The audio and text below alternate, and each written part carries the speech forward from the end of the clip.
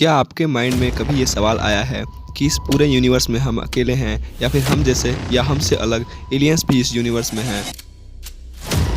So guys, अगर मैं आपको कहूँ कि इस दुनिया में एलियंस होते हैं तो आप यकीन करोगे या फिर नहीं, ये तो दूर की बात है।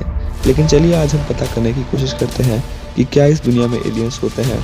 अगर होते हैं तो कितने पावरफुल होते हैं, उनके ब्रेन की पावर ह्यूमन से कम होती है या फिर ज़्यादा होती है। सो गाइस, इस वीडियो में एलियन के बारे में सब कुछ जानने वाले हैं। तो चलिए वीडियो को शुरू करते हैं बिना टाइम पास किए।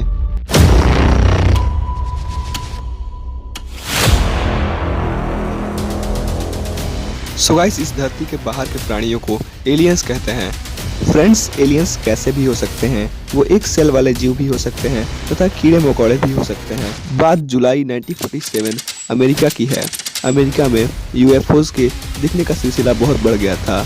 अमेरिका के सभी छोटे बड़े शहरों में यूएफओज दिखने लगे। बात 24 जून 1947 की है। केनेथ आर्नोल्ड नामक एक पायलट ने बताया कि सियाटन शहर के नज़दीक उन्होंने 9 चमकीले यूएफओज देखे। उन्होंने बताया कि उन यूएफओज की स्पीड बहुत ही ज़्यादा थी, तकरीबन 2000 किलोमीटर प्रति घंटा। That strange flying discs have been whizzing at 1200 miles an hour over the western United States. वहीं मैक्सिको पेरिस में एक मम्मी पाई गई जो कि 1000 साल पुरानी थी। इस मम्मी की 5 नहीं बल्कि 3 उंगलियां थी। लोगों का मानना था ये एक एलियन की मम्मी है, लेकिन साइंटिस्ट ने बताया कि यह ह्यूमन तथा एनिमल्स की बोन्स को जोड़कर बनाई हुई मम्मी है। अगर वापस अमेरिका की बात करें तो अमेरिका में एक जगह है एरिया 51। एरिया 51 बहुत ही ज़्यादा फेमस है एलियंस को लेकर। माना जाता है कि यहाँ दूसरी दुनिया से आए हुए लोगों के साथ मिलकर फ्यूचरिस्टिक टेक्नोलॉजी पर काम किया जाता है। The Area 51. Area 51. The Air Force has recently made public an archive of UFO reports and investigations. Are there any alien area 51 में घुसना मना है तथा बिना परमिशन के पाए जाने पर शूट करने के भी ऑर्डर मिले हुए हैं।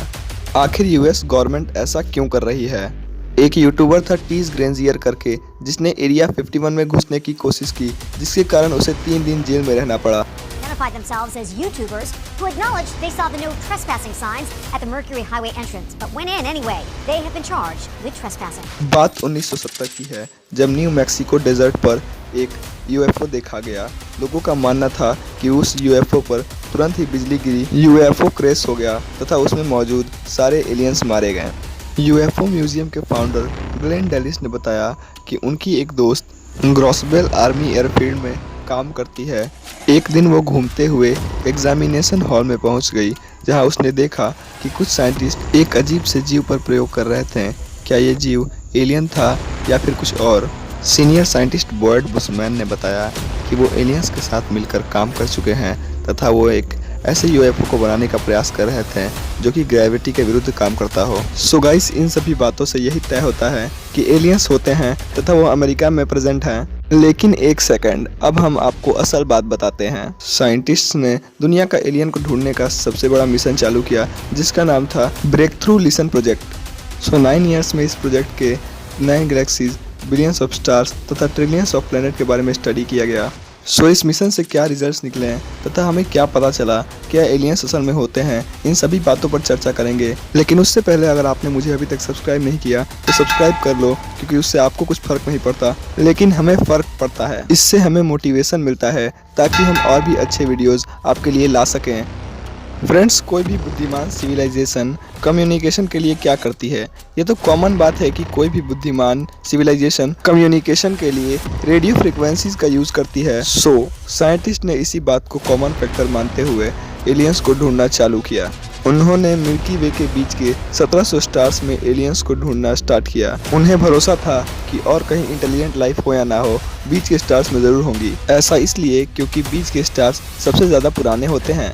यही कारण है कि बीच के स्टार्स में इंटेलिजेंट लाइफ के होने के चांसेस बहुत ज़्यादा होते हैं। सो फ्रेंड्स, 1700 स्टार वाले एक्सपेरिमेंट को छोड़ते हैं क्योंकि वो वेस्ट रहा। अगर मेन मुद्दे पर आए तो साइंटिस्ट ने अपनी गैलेक्सी को छोड़कर दूसरी गैलेक्सी के रेडियो सिग्नल्स डिटेक्ट करना स्टार्ट किया। सो साइंटिस्ट्स को 6 मिलियन सिग्नल मिले जो किसी न किसी प्लेनेट से आ रहे थे। इसका मतलब तो ये है कि 6 मिलियन प्लैनेट्स पर लाइफ है, लेकिन ऐसा बिल्कुल भी नहीं है। सो जब साइंटिस्ट्स ने इन बातों पर बारीकी से ध्यान दिया तो उन्होंने पाया कि कुछ सिग्नल्स ऐसे थे जो हमारे अर्थ के सैटेलाइट से आ रहे थे। जब इन सब सिग्नल्स को फिल्टर किया गया तो पाया गया कि मात्र 1519 सिग्नल्स ही ऐसे बचे जो कि सैटेलाइट से नहीं आ रहे थे। लेकिन बाद में पता चला कि ये सिग्नल्स भी धरती पर मौजूद रेडियो, टीवी आदि के सिग्नल्स थे।